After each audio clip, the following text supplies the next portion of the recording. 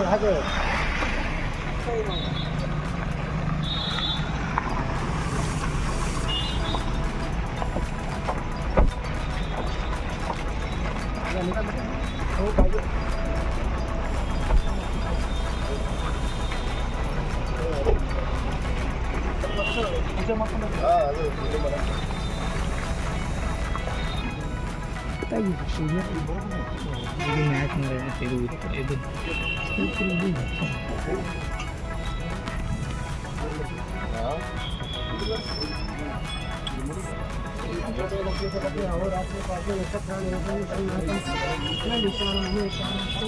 मंगलम भगवान विष्णु मंगलम विष्णु महामंगलम पुंडरीकाक्षां मंगलम गरुडध्वजः अनंतकोटि ब्रह्मांड नायक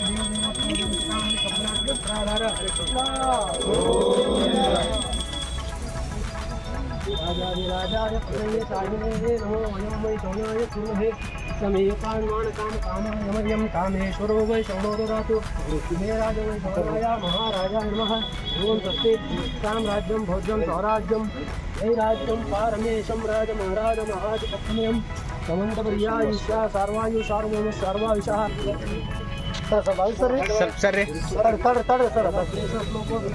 आयुष्यतस्य कामप्रिये विषये देवा सभा सदैते यो वेदां ब्रह्मणो वेदां तेन विष्णु प्रचोदयात्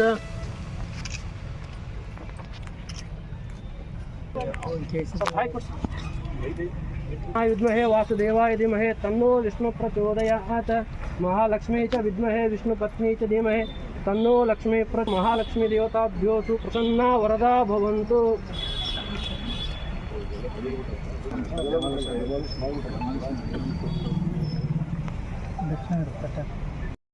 पूर्णं जगं ज्योति निर्मलवादमनवे कर्पूरदारुति अनुदीन गुरुविन अनुराग भक्तियरि अनुदीन गुरुविन अनुराग भक्तियरि जनन मरणದ ಸಹಿತ ಜಂಗಮಗೆ ಬೆಳಗಿರಿ ಜ್ಞಾನಪೂರ್ಣಂ ಜಗಂ ಜ್ಯೋತಿ ನಿರ್ಮಲವಾದ ಮನವೇ ಕರ್ಪೂರದಾರುತಿ ಅಷ್ಟವರ್ಣದ ಶೂಲವು ಮಾನವ ಜನ್ಮ ಹುಟ್ಟಿ ಬರುವುದು ದುರ್ಲಭವು ಕೊಟ್ಟಾನು ಶಿವ ನಮಗೆ ಮಾಡಿದ ಫಲದಿಂದ ಕೊಟ್ಟಾನು ಶಿವ ನಮಗೆ ಮಾಡಿದ ಫಲದಿಂದ ಹುಟ್ಟಿದ ಮಗನೆಸರು ಶಿವನೆಂದು ಕರೆಯಿರಿ ಜ್ಞಾನಪೂರ್ಣಂ ಜಗಂ ಜ್ಯೋತಿ ನಿರ್ಮಲವಾದ ಮನವೇ ಕರ್ಪೂರದಾರುತಿ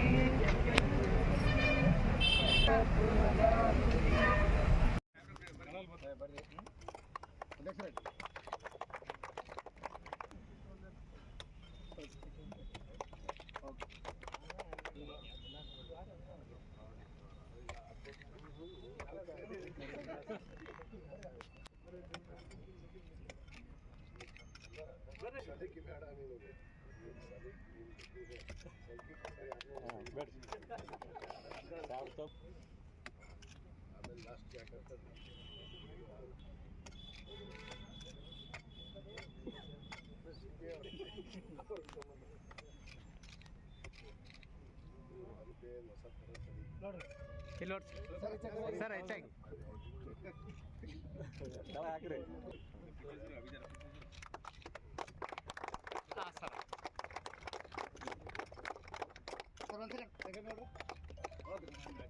हाँ सर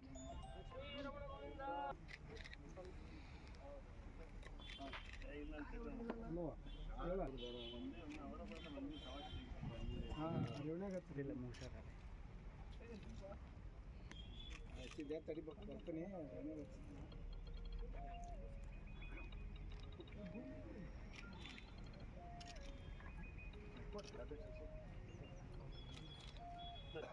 ಬೀಳುತ್ತದೆ ಇಲ್ಲ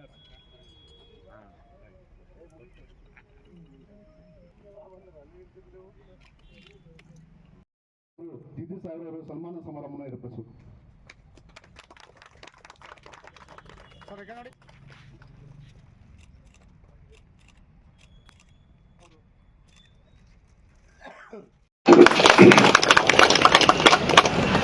ಇವತ್ತು ನಮ್ಮ ಇಳಕಲ್ ತಾಲೂಕಿನ ರೂರಲ್ ಠಾಣೆ ಬಹುತೇಕ ನಮ್ಮ ಇಳಕಲ್ ನಗರದ ಠಾಣೆಯಲ್ಲೇ ಕಳೆದ 5 ವರ್ಷದ ಹಿಂದೆ 5-6 ವರ್ಷದ ಹಿಂದೆ ಮಂಜೂರಾದಂಥ ಒಂದು ರೂರಲ್ ಠಾಣೆ.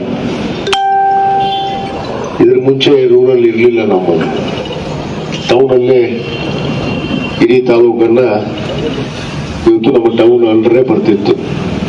ಹಿಂದಿನ ಸರ್ಕಾರದ ಅವಧಿಯಲ್ಲೇ ಆವಾಗ ಕೂಡ ನಮ್ಮ ಗೃಹ ಸಚಿವರಾದಂತಹ ಸನ್ಮಾನ್ಯ ಡಾಕ್ಟರ್ ಜಿ ಪರಮೇಶ್ವರ್ ಅವರು ಇಳಕಲ್ ಠಾಣೆಯನ್ನ ಬಿಲ್ಡಿಂಗ್ ಕೂಡ ಬಹಳ ಹಳೆಯದಾಗಿತ್ತು. ಆ ಕಟ್ಟಡಕ್ಕೆ ಅನುದಾನವನ್ನು ಕೂಡ ಕೊಟ್ಟರು. ಅದರ ಜೊತೆಗೆ ಇಲ್ಲಿ ರೂರಲ್ ಠಾಣೆಯನ್ನು ಕೂಡ ಮಂಜೂರಾತಿಯನ್ನಾಗಿ ಮಾಡಿಕೊಟ್ರು. ಮತ್ತು ಇವತ್ತು ಅವರೇ ಮತ್ತೆ ನಮ್ಮ ಗೃಹ ಸಚಿವರಾಗಿದ್ದಾರೆ. ಹಿಂದೆ ಬರೀ ಠಾಣೆ ಅಷ್ಟೇ ಅಲ್ಲ, ನಮ್ಮ ಪೊಲೀಸ್ ಸಿಬ್ಬಂದಿಗಳಿಗೆ ಕ್ವಾರ್ಟರ್ಸ್ ಅನ್ನು ಕೂಡ ನಾವು ಹಿಂದಿನ ಅವಧಿಯಲ್ಲಿ ಅಲ್ಲಿ ನಮ್ಮ ಪೊಲೀಸ್ ಗ್ರೌಂಡ್ ಅಲ್ಲಿ ಒಂದು ಕಟ್ಟಡವನ್ನು ಮಾಡಿದ್ವಿ. ಮತ್ತೆ ಈ ಬಾರಿ ಕೂಡ ಒಂದು ಪೊಲೀಸ್ ಕ್ವಾರ್ಟರ್ಸ್ ಕೂಡ ನಾವು ಈಗಾಗಲೇ ಭೂಮಿ ಪೂಜೆ ನೆರವೇರಿಸಿ ಆ ಒಂದು ಕಟ್ಟಡವನ್ನು ಕೂಡ ನಾವು ಪ್ರಾರಂಭ ಮಾಡಿದ್ವಿ. ಇವತ್ತು ನಮ್ಮ ರೂರಲ್ ಠಾಣೆಗೆ ಕೂಡ ನಾನು ಅನುದಾನ ಬಿಡುಗಡೆ ಮಾಡಿ ನಮ್ಮ ರೂರಲ್ ಠಾಣೆಗೆ ಇವತ್ತು ಕಟ್ಟಡ ಇಲ್ಲ ಅಂತಂದಾಗ ಅವರು ಸುಮಾರು 1,52,00,000 ವೆಚ್ಚದ ಈ ಒಂದು 94 ಎಸ್ಟಿಮೇಟ್ ಕಾಸ್ಟ್, ಅದು ಟೆಂಡರ್ ಆಗಿರುತ್ತಿತ್ತು. ಅದು ಟೆಂಡರ್ ಅಮೌಂಟ್ ಫೈನಲ್ ಆಗಿದ್ದು 1,52,00,000. ಈ ಒಂದು ಕಟ್ಟಡಕ್ಕೆ ಇವತ್ತು ಅನುದಾನವನ್ನು ನೀಡುವಂತ ನಮ್ಮ ಕರ್ನಾಟಕ ಘನ ಸರ್ಕಾರ, ನಮ್ಮ ಮಾನ್ಯ ಗೃಹ ಸಚಿವರಾದಂತಹ ಸನ್ಮಾನ್ಯ ಡಾಕ್ಟರ್ ಜಿ ಪರಮೇಶ್ವರ್ ಸಾಹೇಬರಿಗೆ ನಾ ಈ ವೇದಿಕೆ ಪರವಾಗಿ, ಇಲಾಖೆ ಪರವಾಗಿ ನಾನು ತುಂಬ ಹೃದಯದ ಧನ್ಯವಾದಗಳನ್ನು ಸಲ್ಲಿಸ್ತೇನೆ. ಯಾಕಂದ್ರೆ ಯಾವಾಗ ಕೇಳಿದ್ರು ಕೂಡ ಅವ್ರು ನಮಗೆ ಇಲ್ಲ ಅಂದಿಲ್ಲ. ಮತ್ತು ನಮ್ಮ ಏನಿವತ್ತು ನಮ್ಮ ಜಿಲ್ಲಾ ಪೊಲೀಸ್ ವರಿಷ್ಠ ಅಧಿಕಾರಿಗಳು ಕೂಡ ಬರಬೇಕಾಗಿತ್ತು, ಅಮರನಾಥ್ ರೆಡ್ಡಿ ಅವರು. ಇವತ್ತು ಅವರು ಕೂಡ ನಾನು ಅನೇಕ ಸಾರಿ ಹೇಳಿದ್ದೀನಿ, ಇಲ್ಲಿ ಸಿಬ್ಬಂದಿ ಕೊರತೆ ಇದೆ. ನಮಗೆ ಒಂದು ನಗರಕ್ಕೆ ಇರಬೇಕಾಗಿರುವಂತ ಸಿಬ್ಬಂದಿ ಅಷ್ಟು ಪ್ರಮಾಣವಾಗಿ ಇಲ್ಲ. ಮತ್ತು ರೂರಲ್ ಠಾಣೆ ಕೂಡ ಇದೆ, ಸಿಬ್ಬಂದಿ ಕೊರತೆ ಇದೆ, ರಾಜ್ಯದಂತೆಯೇ ಇದೆ ಈ ಸಮಸ್ಯೆ. ಬಹುತೇಕ ಹೆಚ್ಚುವರಿ ಒಂದಿಷ್ಟು ನಮಗೆ ಸಿಬ್ಬಂದಿಗಳನ್ನ ಕೊಟ್ರೆ ಬಹಳಷ್ಟು ಅನುಕೂಲ ಆಗುತ್ತೆ. ಯಾಕಂದ್ರೆ ಇಳಕಲ್ ನಗರ ಬೆಳೆಯುವಂತ ನಗರ, ಸುಮಾರು 1,00,000ಕ್ಕೂ ಹೆಚ್ಚು ಜನಸಂಖ್ಯೆಯನ್ನು ಹೊಂದಿರುವಂತಹ ನಗರ. ಆ ಒಂದು ದೃಷ್ಟಿಯಲ್ಲಿ ಈ ಒಂದು ಇಳಕಲ್ ಠಾಣೆಯನ್ನ, ನಗರ ಠಾಣೆಯನ್ನ ಮೇಲ್ದರ್ಜೆಗೆ ಏರಿಸೋದಕ್ಕೆ ಈಗಾಗಲೇ ನಾನು ಸರ್ಕಾರಕ್ಕೆ ಮನವಿ ಮಾಡಿದ್ದೀನಿ.